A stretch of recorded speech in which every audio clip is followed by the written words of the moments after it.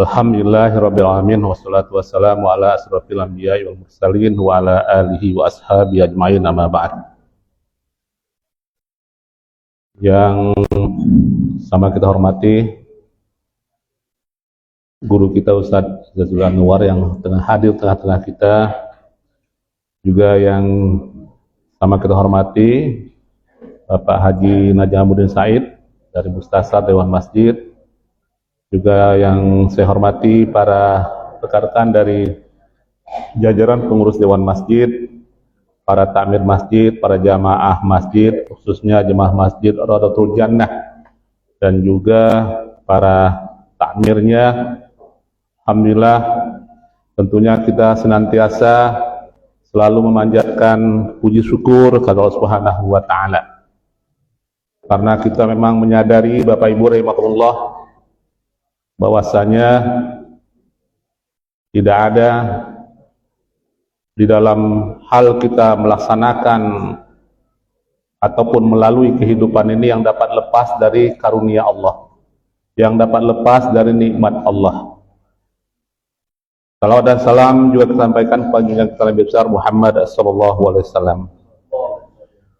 Bapak Ibu rahimakumullah, dalam kesempatan ini ada beberapa hal yang akan kami sampaikan. Yang pertama adalah tadi seperti apa yang disampaikan, bahwasanya kita sudah memasuki hari masa tenang ya, masa tenang. Jadi tidak ada bicara politik lagi kita, tidak ada bicara pilkada, tidak ada bicara calon-calon ya. Tinggal kita sama-sama bermohon kepada Allah, bermunajat kepada Allah, semoga Allah turunkan kita pemimpin calon penghuni surga. Ya, pemimpin calon penghuni surga. Nanti dijelaskan oleh Pak Ustadz Zazuli. Dan juga mungkin kemarin-kemarin, bukan kemarin, kalau kami ngalami pribadi nih Pak ya. Jadi kemarin malam, tidak salah, ketika kami melihat ada yang sakit di rumah sakit, ketemu sama ikhwan kita, saudara kita yang sama-sama terdaftar di khatib ya. Jadi dia berbicara dengan seseorang dan kami mendengar pembicaranya itu. Apa katanya? Ya, ustadz-ustadz ini banyak yang munafik katanya. Nah, gitu ya. Masya Allah, saya bilang. Makanya saya tulis, malam itu juga saya menulis, saya sampaikan tulisan itu. Ya di sini kita sama ingatkan, yang namanya munafik, kafir, apalagi itu hak otoritas Allah untuk menilai, bukan kita. Bukan kita yang menilai. Jadi sekiranya di dalam firman-firman Allah itu Allah berbicara bagaimana karakter munafik, karakter kafir itu untuk kita, bukan untuk kita pergunakan untuk mengecam orang. Jadi kalau ada karakter begitu, kitanya lihat, jangan lihat orangnya. Jadi mawas diri kita. Jadi ketika Allah berbicara bagaimana karakter munafik, bagaimana karakter orang beriman, ini jangan karakter orang beriman baik untuk kita. Jangan karakter orang beriman untuk kita, karakter orang munafik untuk wong gitu kan. Untuk mengecam orang. Itu yang kita sayangkan. Nah, itulah dampak-dampaknya ya kan. Ya, yang membuat sedikit kita emosional. Ya, jadi di sini kami ingatkan, seperti pekan lalu,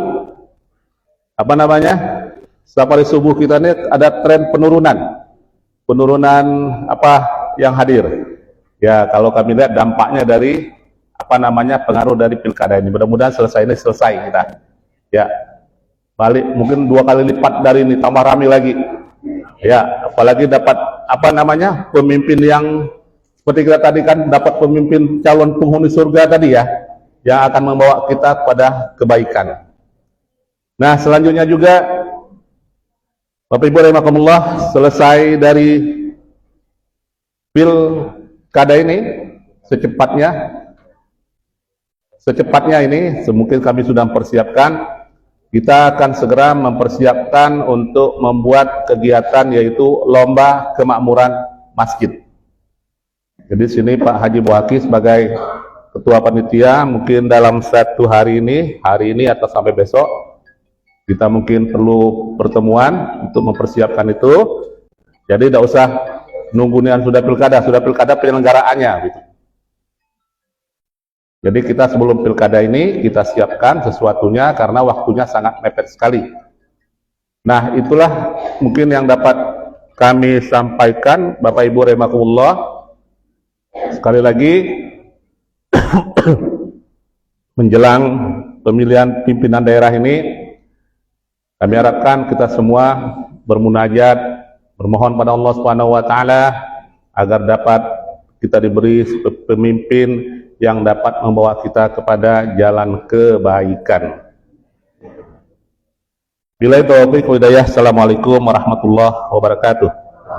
Waalaikumsalam warahmatullahi wabarakatuh. Demikian tadi sambutan dari Ketua Diri Kota Trawangmuli. Mudah-mudahan apa yang beliau sampaikan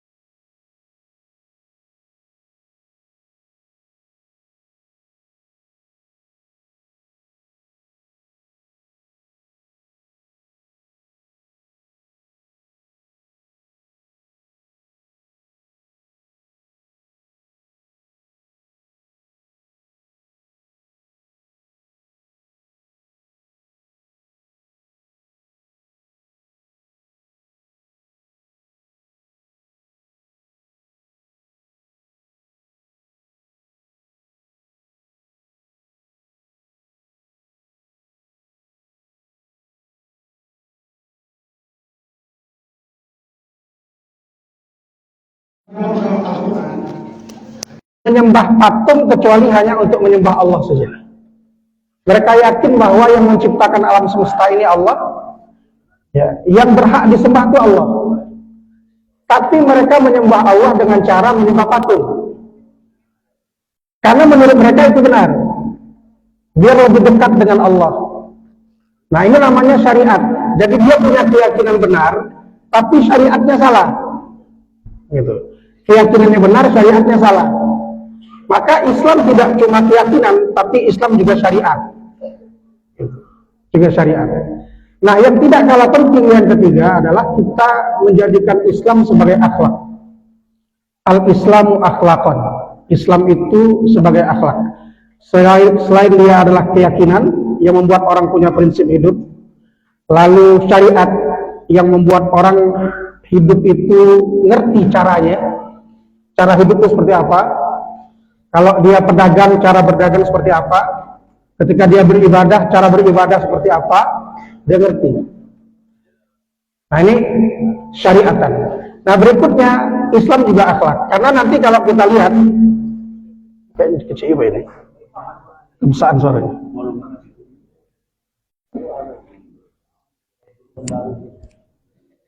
Sound sistem baru juga ya. Ambal baru. Sabotase ya. Itu teori konspirasi itu. Nah, jadi yang ketiga, Islam itu sebagai akhlak. Fungsinya apa? Kalau kita lihat pada beberapa hadis, fungsinya akhlak itu pada hakikatnya intinya dalam Islam adalah tazkiyatun nafs, pensucian jiwa, memperbaiki hati. Karena ketika hati ini baik, maka perilakunya akan baik. Jadi bukan fokusnya pada perbaikan perilaku. Kalau fokusnya pada perbaikan perilaku, dia bukan akhlak, tapi adab. Ya, tapi adab. Jadi misalnya orang tua, ya, anak muda menghormati orang tua, mencium tangan orang tua, itu adab, bukan akhlak. Karena akhlak dalam Islam fokusnya itu pada perbaikan hatinya, pensucian jiwanya. Karena nanti kalau jiwanya sudah suci, hatinya sudah bersih, tidak ada kesombongan di situ, tidak ada ujub di situ, itu otomatis nanti perilakunya akan baik. Perilakunya akan baik. Nah, maka dia bukan teori yang mudah dipelajari dengan kebiasaan, bukan.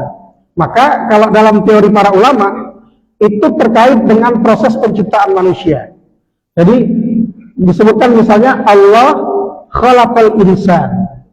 Allah itu menciptakan manusia, khalaqah.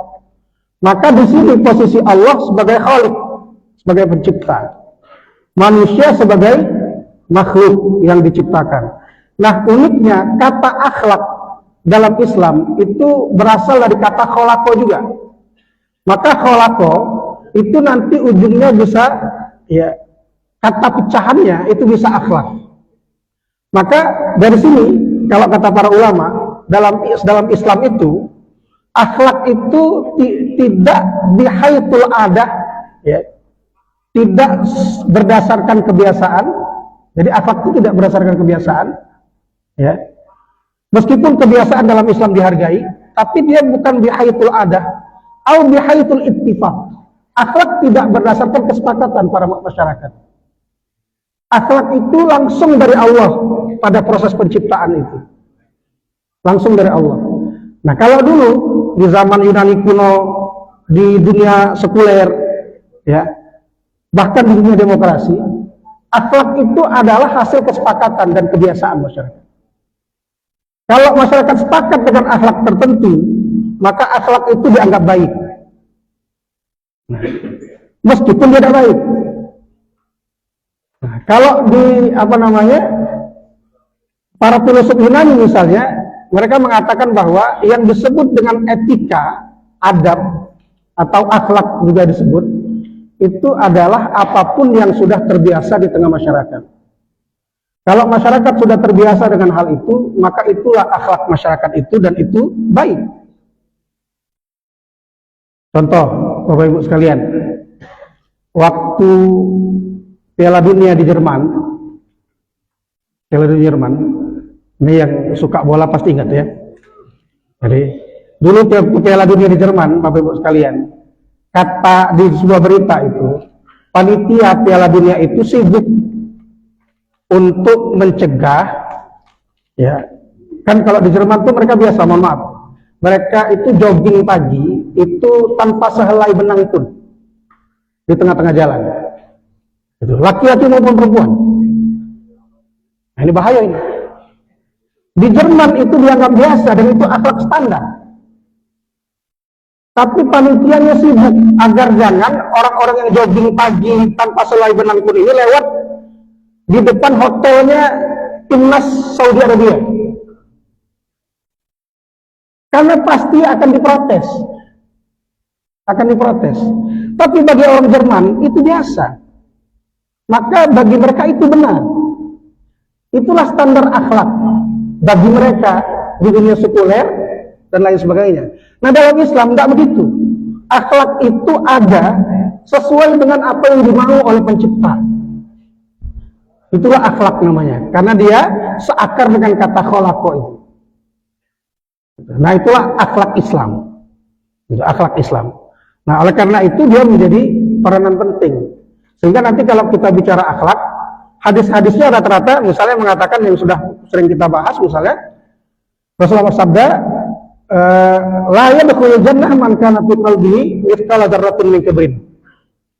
Tidak akan masuk surga orang yang di dalam hatinya itu masih ada kesombongan. Itu hadis akhlak. Jadi misalnya ada orang itu keyakinannya bagus, tidak pernah menyekutukan Allah. Salat 5 waktunya juga bagus. Nah, tapi kemudian ada penyakit di hatinya, namanya sombong. Ya, namanya sombong. Maka tidak akan masuk surga. Ini apa maksudnya hadis ini? Berarti keyakinan yang tidak ada gunanya, sholatnya tidak ada gunanya. Inilah fungsi akhlak. Gitu. Inilah fungsi akhlak. Nah, biasanya muaranya adalah ujub. Merasa dirinya yang paling benar. Makanya keluarlah kalimat kata Pak Haji Isman tadi, para ustadz ini munafik galau. Dia dewe yang tidak munafik. Itu karena ada ujub di hatinya. Padahal kalau yang hari ini hadir di masjid ini, insya Allah lah selamat dari salah satu tanda orang munafik. Apa itu, Pak? Nah, sholat yang paling berat bagi orang munafik adalah sholat subuh. Kecuali yang sholat subuhnya pas safari DMI baik. Benda safari tidak sholat subuh dia. Nah, tapi tidak mungkin macam itu. Ya. Nah, insya Allah ini orang yang sudah selamat galau dari tanda kemunafikan. Ya, yang ikut safari subuh ini. Bahkan ada yang jauh-jauh tadi, pakai motor dan lain sebagainya. Ya, yakin berangkatnya ada jam 4, ada yang jam 4 lewat dikit. Karena sekarang subuh jam 4.20. Ya. Jadi insya Allah lepas dari kemunafikan. Nah, problem itu kalimat yang keluar, tingkah laku yang dilakukan, muaranya di sini. Makanya dalam Islam, akhlak itu yang terkait dengan kondisi hati. Itulah akhlak. Adapun di luar itu sebenarnya hanya adab saja dan dia bisa dilatih. Bisa berpura-pura. Jadi kalau kita masih pura-pura baik dengan uang, tidak baik nian, nah itu berarti kita masih beradab. Gitu. Masih beradab. Iya. Bukan munafik. Itu ada kelebihan juga. Masih bisa berpura-pura baik dengan orang. Gitu. Bukan munafik. Nah, tapi dia disebut berakhlak kalau dia nggak berpura-pura lagi, di hatinya juga baik. Nah, itulah akhlak dalam Islam. Nah, Bapak Ibu sekalian, akhlak itu minimal ada 5. Nah, 5 ini kita bahas. Mensikok setengah jam, kita balik jam 8. Tidak, telah disiapkan tadi sarapan pagi ya. Kesian sarapan paginya ya. Nah, 5 ini insya Allah 3 wae ya.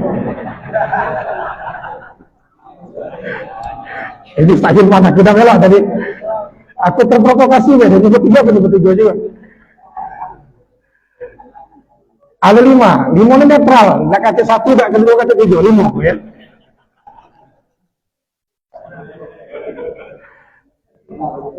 Nah, ada 5 Bapak Ibu sekalian. Yang pertama, akhlak ma'allah. Akhlak kita kepada Allah. Akhlak yang paling tinggi itu akhlak kita kepada Allah. Dalam hal ini Allah mengatakan yang paling mudah itu pada surah Al-Baqarah. Wa idza sa'alaka ibadi anni fa inni qarib ujibu da'watad da'i idza da'an falyastajibu li wal yu'minu bi la'allahum yarshudun. Ada 2 kata kunci pada ayat itu. Yang pertama, akhlak kepada Allah itu adalah falyastajibu li. Yang kedua adalah wal yu'minu bi. Kita mulai dari yang kedua. Akhlak kita kepada Allah yang pertama adalah beriman kepada Allah. Itu akhlak yang pertama, beriman kepada Allah. Bagaimana beriman kepada Allah? Yakin Allah itu ada. Yakin Allah menciptakan alam semesta. Yakin tidak ada yang berhak disembah kecuali Allah. Yakin Allah lah pengatur rezeki. Allah yang mengatur alam semesta ini. Ya. Allah yang mengatur alam semesta ini semuanya. Itulah ya keyakinan kita. Pertama, kita beriman. Wal yu'minu bi. Kita beriman kepada Allah Subhanahu wa taala. Termasuk kita menerima apapun yang terjadi pada diri kita. Ketika bokek kita terima, ketika lapang kita terima. Melihat orang lapang kita terima, lihat orang bokek yang kita terima. Maka salah satu penyakit berat hati orang beriman itu adalah hasad, dengki. Kata para ulama, kenapa dengki itu menjadi salah satu penyakit yang paling mematikan? Salah satunya adalah, kata para ulama, karena dengki itu i'tirad 'ala Allah. Orang itu kalau dia dengki pada hakikatnya, dia menolak takdir Allah. Dia menolak pembagian Allah. Itu yang paling berat. Kenapa menolak? Dia tidak suka dengan nikmat orang lain. Padahal siapa yang memberikan nikmat? Allah. Maka dia menolak pembagian Allah. Itulah yang paling berat dari hasad. Itu yang paling berat dari hasad. Maka kalau orang itu beriman, dia akan menerima pembagian Allah. Seperti apapun pembagian Allah itu. Ya. Nah, ini yang pertama. Yang kedua, falyastajibu li. Ya. Akhlak kita kepada Allah, kata Allah, hendaklah hamba-hambaku itu merespon aku. Merespon dengan cepat.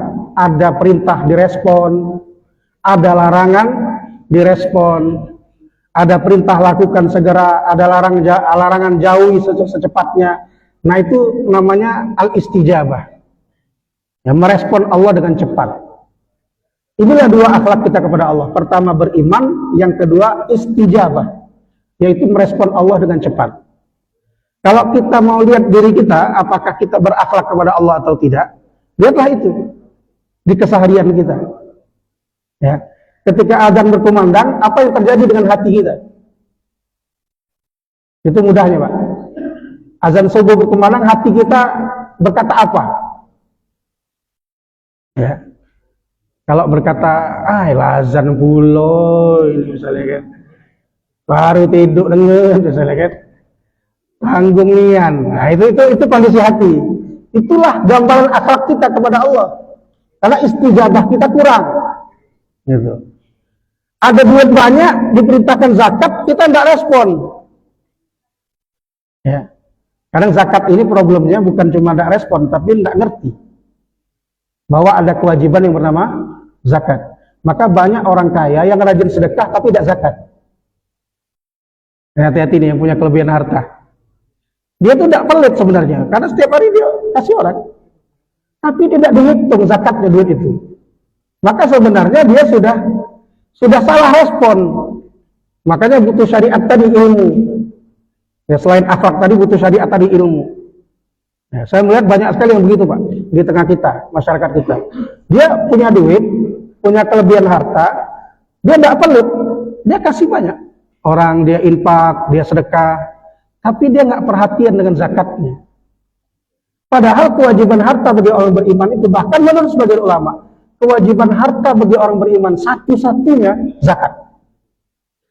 Nggak ada yang lain. Sedekah itu tidak wajib. Itu wakaf juga tidak wajib. Yang wajib zakat. Nah, tapi dia lalai. Gitu. Maka dia tidak disebut istijabah yang benar kepada Allah. Akhlaknya berarti kurang. Nah, maka dilihat dulu, ya, dilihat ininya dulu. Ini disebut istijabah. Jadi dua itu. Kita disebut berakhlak kepada Allah. Pertama kalau beriman kepada Allah dengan sebenar-benar iman. Yang kedua kalau kita istijabah. Kita merespon Allah dengan segera. Nah ini, ya. Nah jadilah nomor satu jadilah. Ya. Nomor dua sekarang ya. Nomor dua adalah ma'ar Rasul sallallahu alaihi wasallam. Akhlak kita kepada Rasulullah sallallahu alaihi wasallam. Bagaimana akhlak kita kepada Rasulullah SAW? Mudahnya ayat yang berbunyi kita semua hafal, wa ma atakumur rasul fakhudhuh wa ma nahakum anhu fantahu. Apapun yang diperintahkan Rasul kepadamu maka lakukanlah. Dan apapun yang dilarang oleh Rasul kepadamu maka jauhilah. Itulah sebenar-benar akhlak kepada Rasulullah SAW. Ya, ada orang berselawat banyak, ya, tapi banyak maksiatnya masih. Gitu. Selawatnya bagus, maksiatnya yang salah. Itu maksiatnya yang salah. Karena pada hakikatnya, ya, cinta kepada Rasul itu apapun perintah Rasul itu kita lakukan.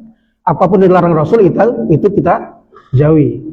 Tapi pemahaman tentang apa yang diperintahkan Rasul dan apa yang dilarang Rasul itu tidak sesimpel yang kita pikirkan. Untuk memahami ini perintah, untuk memahami ini larangan butuh ilmu. Untuk menyimpulkan hukum dari perintah dan dari larangan juga butuh ilmu. Tidak serta-merta yang diperintahkan Allah dan Rasul itu wajib. Dia kadang bisa menjadi sunnah. Bahkan pada hal tertentu perintah itu bisa menjadi mubah saja. Tidak wajib, tidak sunnah, boleh. Contohnya apa? Perintah makan. Perintah makan itu membuat hukum makan, kata para ulama, itu bukan wajib, bukan sunnah. Tapi makan itu hukumnya boleh, mubah. Ya. Kita makan, tidak makan, kita tidak berdosa. Nah kalau setiap perintah itu wajib, nah ini yang jarang dipahami. Kalau kaidah usul fikih itu ya menyebutkan begitu. Kalau perintah itu nanti lihat tandanya dia wajib atau tidak. Nanti ada lihat dalil-dalil yang lain. Jadi nggak bisa memahami satu dalil dengan dalil itulah. Ya. Makanya berbahayanya kalau cuma berpegang kepada satu dalil. Maka kalau sudah melihat satu dalil, cari dalil yang lain. Ada nggak tanda bahwa perintah ini wajib? Ya. Oh ada tandanya, Rasul tidak pernah meninggalkannya, misalnya.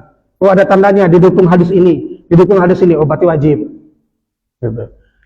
Ini ternyata tidak wajib, Rasul pernah meninggalkan, berarti sunnah dia tidak wajib. Karena Rasul tidak mungkin meninggalkan yang wajib.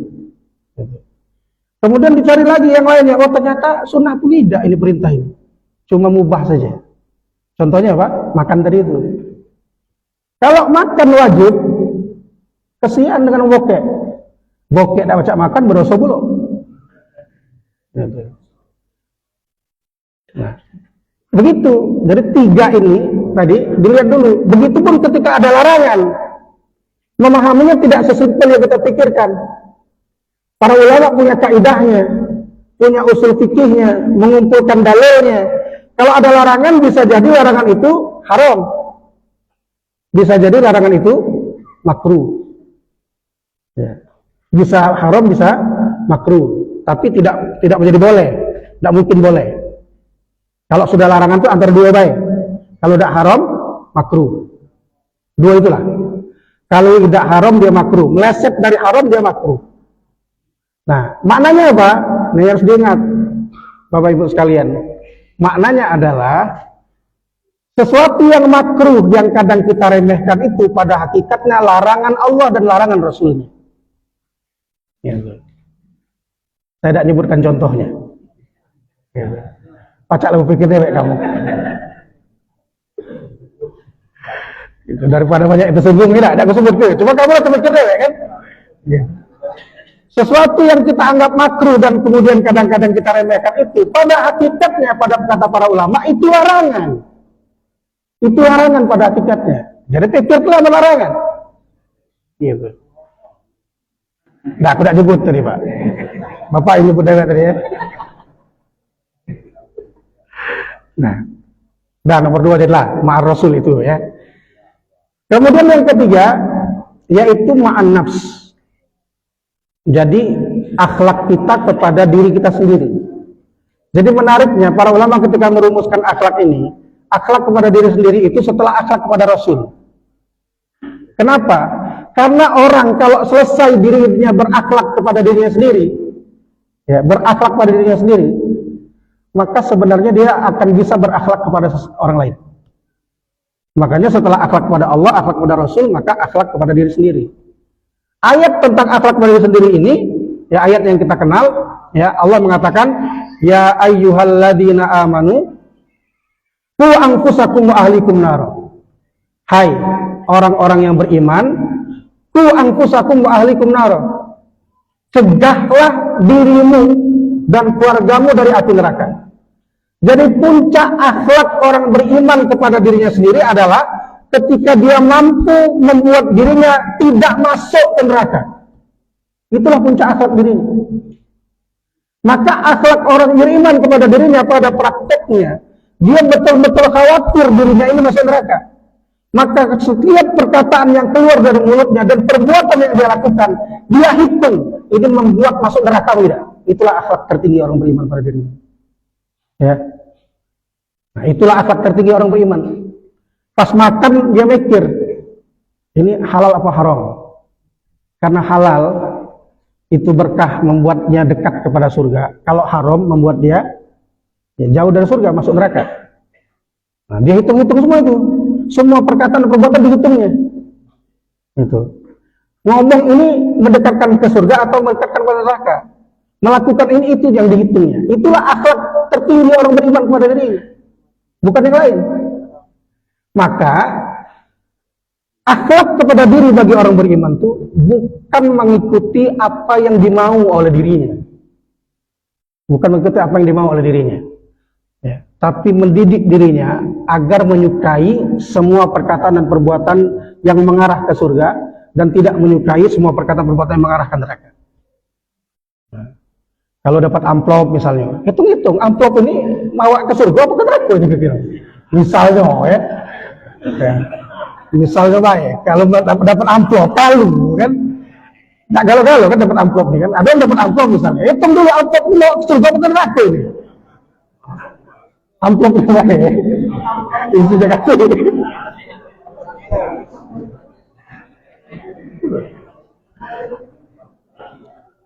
Kalu baik. Nah lihat dulu, pikirkan ini, ke surga bukan neraka tuan ini.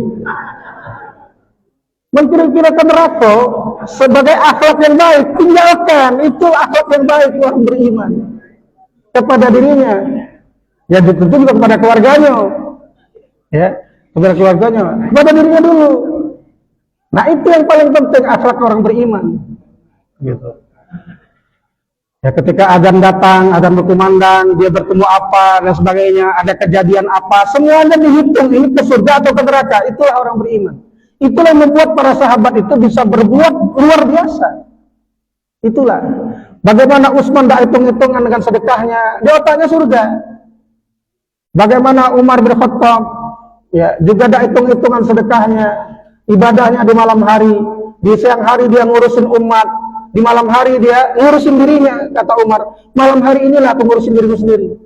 Apa yang ngurusin diri sendiri? Qiyam, bangun malam, beribadah kepada Allah, itu ngurusin diri sendiri. Saatnya ngurusi diri sendiri. Itulah akhlak kepada dirinya. Ya akhlak kepada dirinya. Nah, yang jadi masalah ini ngurusi diri sendiri zaman ini, ya siang-siang gawe, nak tidur, nak lemak bae, main game dan lain sebagainya. Malam-malam bangkong, tidur sampai lewat subuh. Nah, ini memanjakan diri namanya, bukan ngurusin diri. Gitu. Ini bukan mengurus diri, tapi memanjakan dirinya. Nah inilah akhlak orang beriman itu, puncak akhlaknya kepada dirinya, bahwa dia memastikan apapun perkataan dan perbuatannya itu membuat dirinya jauh dari nerakanya Allah SWT. Nah ini yang ketiga. Jadilah yang ketiga. Agak tegang juga yang ketiga ini.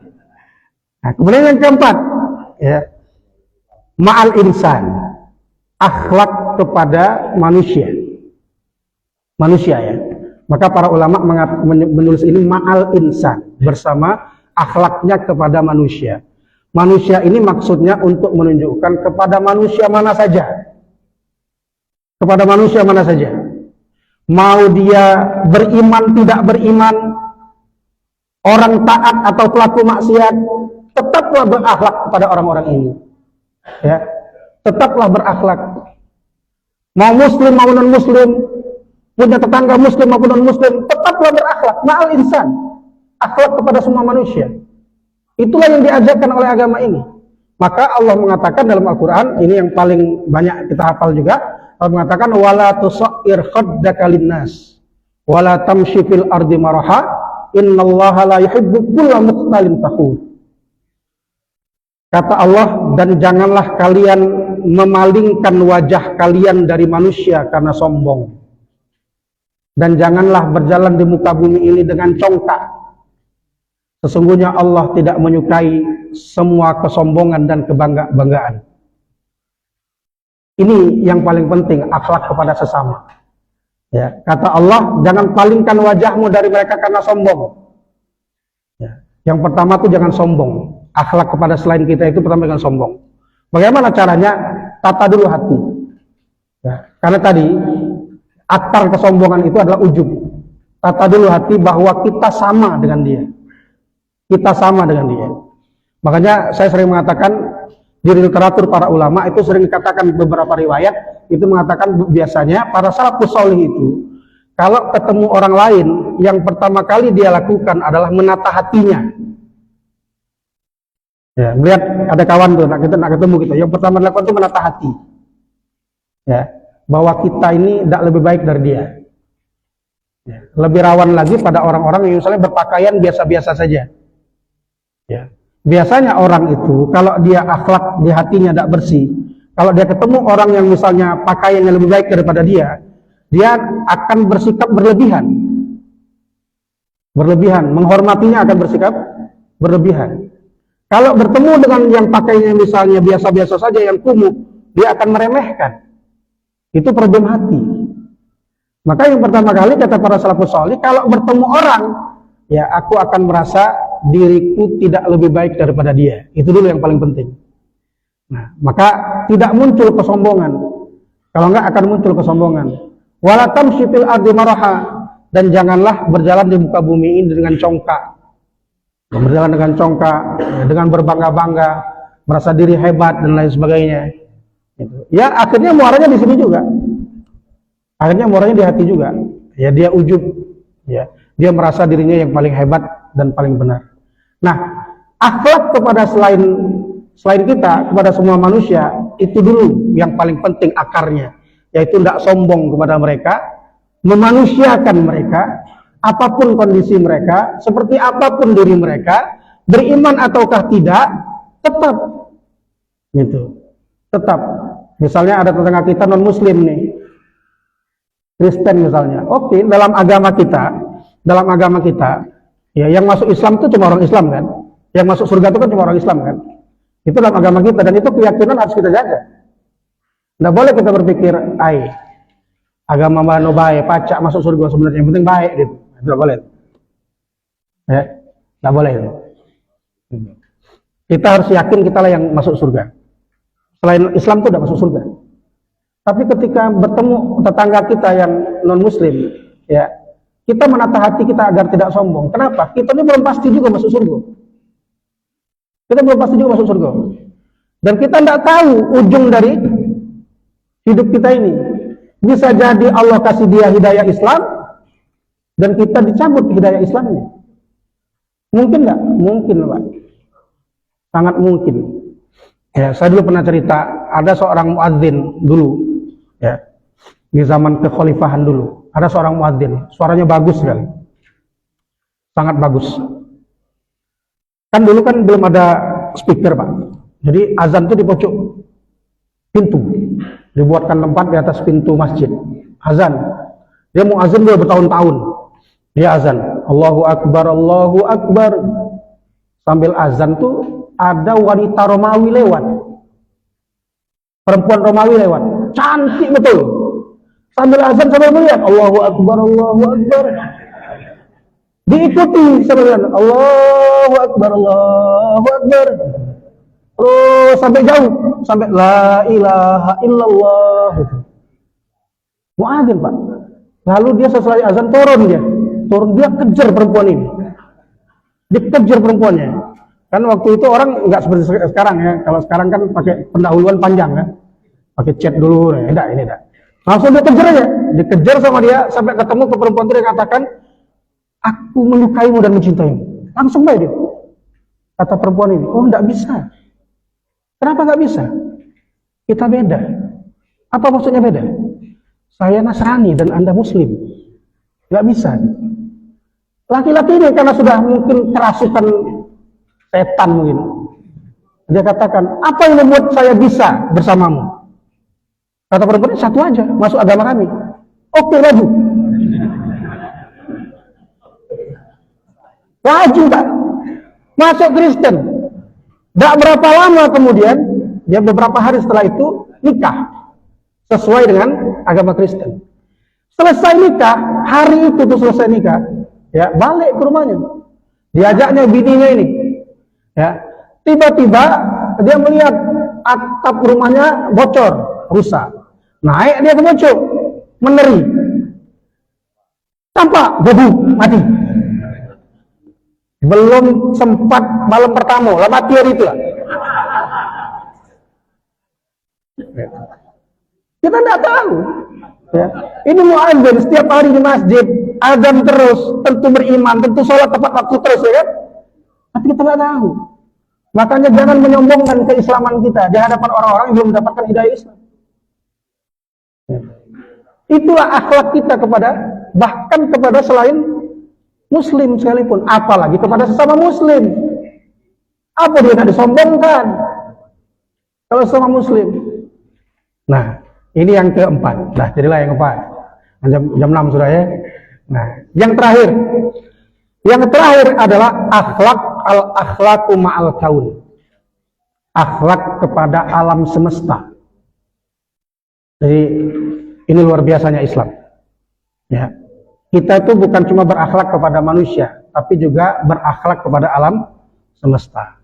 Kepada tumbuh-tumbuhan, kepada batu-batuan, semua makhluk kepada alam semesta. Kenapa? Karena dalam Al-Quran Allah mengatakan, ya yang kita hafal semua, Allah mengatakan wa ma arsalnaka illa rahmatan lil alamin. Dan tidaklah kami utus engkau wahai Muhammad kecuali untuk menjadi rahmat bagi alam semesta ini. Rahmat bagi alam semesta. Nabi Muhammad itu rahmat bagi alam semesta, bukan tidak disebutkan rahmat bagi manusia, enggak, tapi rahmat bagi alam semesta. Maka Islam juga mengajarkan kita agar menjadi rahmat bagi alam semesta. Maka kita semua juga begitu. Ya, kita semua harus berakhlak kepada semua alam semesta ini. Apapun itu, kucing di rumah dan lain sebagainya. Kemarin pernah kita bahas saking seriusnya Islam itu, agar kita ini berakhlak kepada selain manusia, binatang dan lain sebagainya. Saking seriusnya, Syekh Majid Maki dalam Al-Bayan fi Arkal Iman itu menulis sebuah riwayat. Riwayat itu mengatakan bahwa nanti semua manusia ini akan dikumpulkan di padang mahsyar. Semuanya kita akan berkumpul di padang mahsyar. Ya, miliaran manusia berkumpul di satu padang mahsyar namanya. Nah, di padang mahsyar itu nanti yang berkumpul bukan cuma manusia, tapi binatang juga dibangkitkan. Binatang-binatang sapi, kambing, semuanya dibangkitkan. Binatang-binatang itu kumpul bersama manusia di padang mahsyar. Untuk apa binatang-binatang itu kumpul di padang mahsyar? Untuk melakukan kisos, membalas siapapun yang menzalimi mereka di dunia. Ya, ada sapi lagi makan.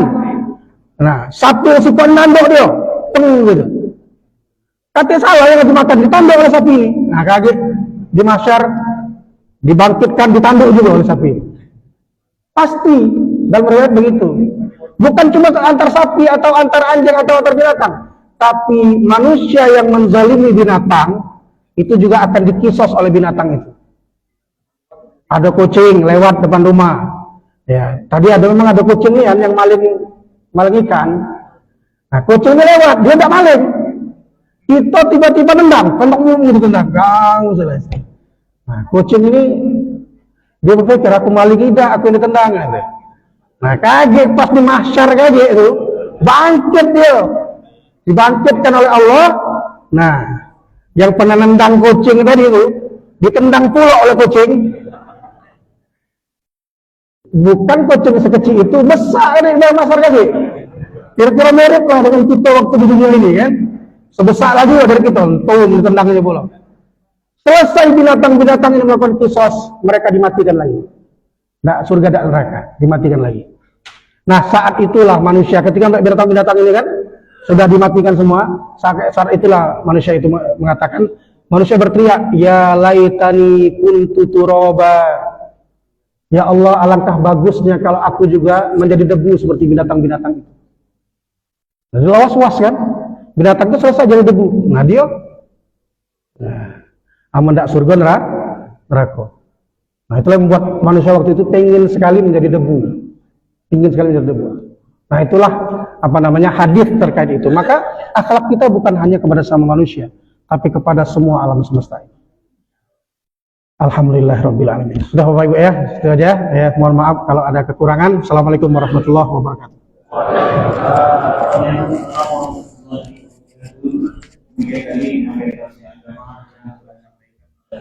Waalaikumsalam.